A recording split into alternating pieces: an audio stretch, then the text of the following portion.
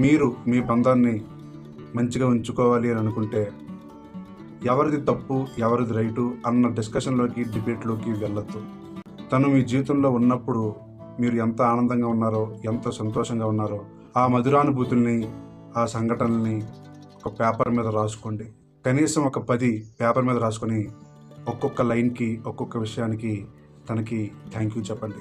తను మీ విషయంలో ఎంత రూడ్గా బిహేవ్ చేసినా సరే తనని మళ్ళీ మీరు ఆహ్వానించాలనుకుంటే తనలో ఉన్న చెడుని పక్కన పెట్టి కేవలం మంచి మీద మాత్రమే మీ ఫోకస్ పెట్టండి.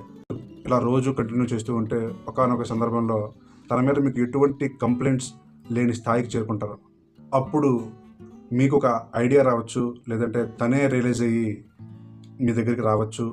మీరు ఎవరికైతే కృతజ్ఞత చూపిస్తారో, ఏదైతే బలంగా కోరుకుంటారో వాళ్ళు మీ కోరికను నెరవేర్చే దిశగా పయనిస్తారు.